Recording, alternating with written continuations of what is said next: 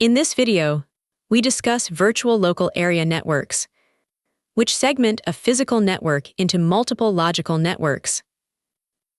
In the first example, we will implement a basic VLAN to demonstrate configuration on Cisco managed switches in a clear way. In the topology, we add a 2960 switch and 4 computers. We will separate them into 2 virtual networks, 2 PCs per VLAN. We connect PC0 and PC1 to the switch using straight-through cables. Then we connect PC2 and PC3 to the same switch. In the switch CLI, we enter Enable and Configure Terminal.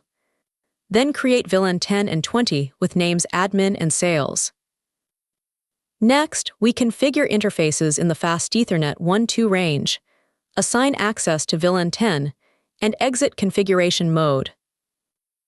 Similarly, we configure interfaces Fast Ethernet 3-4, assign access to VLAN 20, and then exit the interface range. We use Show VLAN Brief to display all configured VLANs, including VLAN 10 Admin and VLAN 20 Sales, along with their assigned ports. We use colored ellipses to identify VLANs. Ellipses or rectangles have no specific meaning, they are just visual conventions. Now we access each PC in VLAN 10 and assign IP addresses. PC0 gets 192.168.110.24. We do the same for PC2 and PC3 in network 192.168.20.24, assigning host addresses for testing. From PC0, we test connectivity using ping within VLAN 10 and verify that it cannot reach VLAN 20 network devices.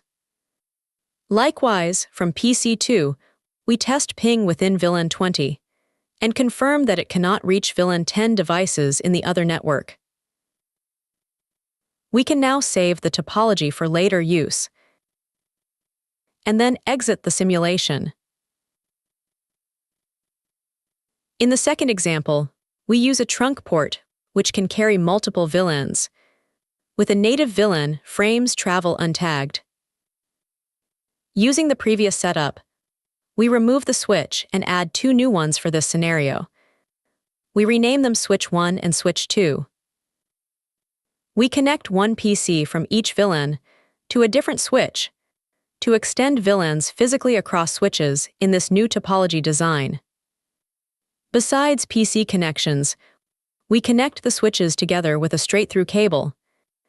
This link will operate as a trunk. On switch 1, we configure VLAN 10 and VLAN 20. The proper command is switchport, though packet tracer allows switch. We repeat the same configuration steps on switch 2.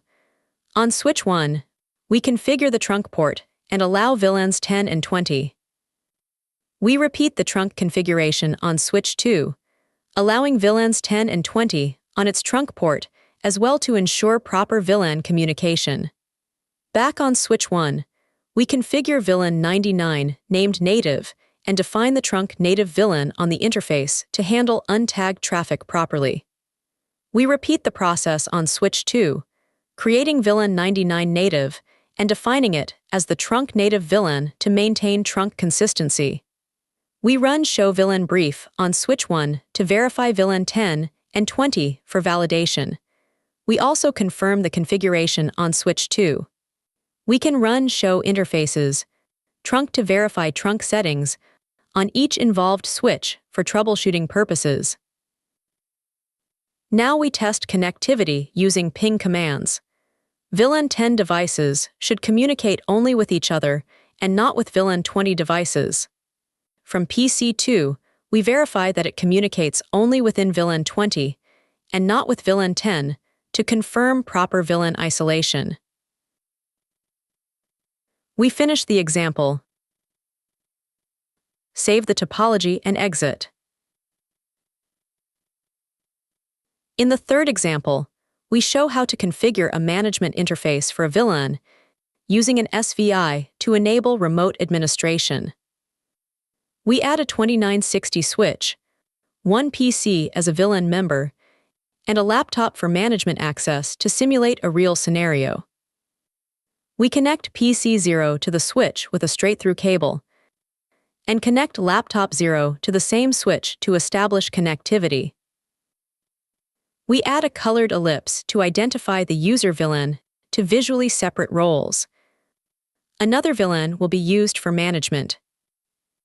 We configure VLAN 10, named USERS, and VLAN 99 named management, without creating the SVI yet to prepare segmentation. We configure the corresponding interfaces for VLAN 10 and VLAN 99 in access mode to assign devices correctly. Now we create the SVI by configuring interface VLAN 99, assigning an IP address and mask, then issuing no shutdown. Next, we configure PC0 with IP address 192.168.10.10 and subnet mask 24. We configure laptop 0 with IP 192.168.99.10. The laptop must be in the same network as the SVI. We test connectivity to verify proper configuration. PC0 in VLAN 10 should not have management access, but laptop 0 should. This completes the example. We save the topology and exit. In the fourth example, we use VTP, the VLAN trunking protocol, which allows server and client configuration modes. For this case, we add two managed 2960 switches. End devices are not required to demonstrate functionality.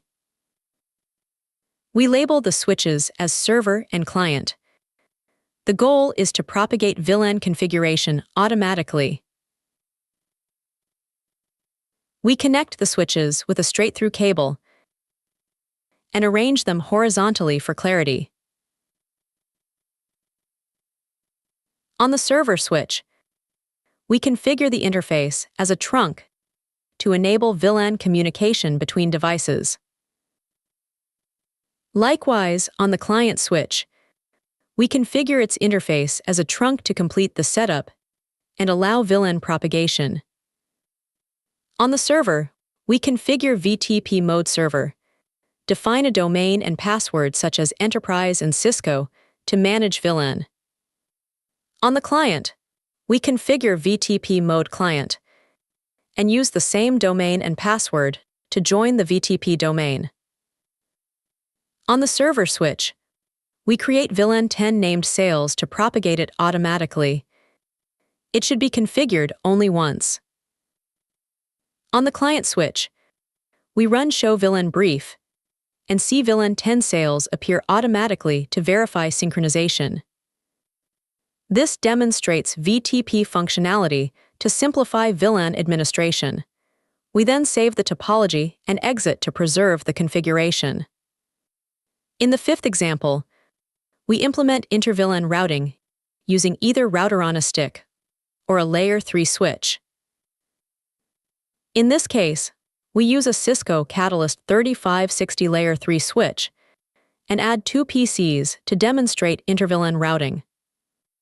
We connect PC0 and PC1 to the multi-layer switch using straight-through cables to establish physical connectivity.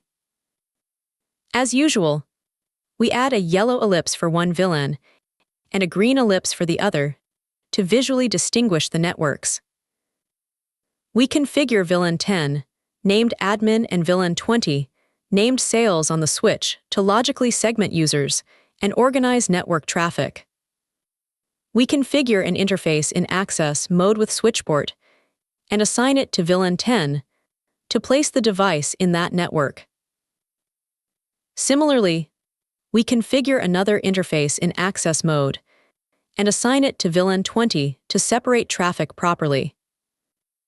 We assign IP 192.168.10.124 to VLAN 10 and 192.168.21.24 to VLAN 20. One of the most important commands is IP routing, which enables routing on the switch to allow inter-VLAN communication. We configure PC0 with host 0.10, mask 24, and its gateway. We configure PC1 similarly From PC0, we test connectivity to the other network. Initially, it may not respond, but the gateway works. From PC1, we ping the other network and connectivity succeeds successfully to confirm proper bidirectional communication between VLANs. After propagation, we return to PC0 and verify connectivity to the other network to confirm full routing operation. Here we observe the change. We save the topology and exit. As usual, we can view saved files from this and previous videos in the home/pt/saves directory. That concludes this video. If you enjoyed it, subscribe, leave a like, and enable notifications. See you next time.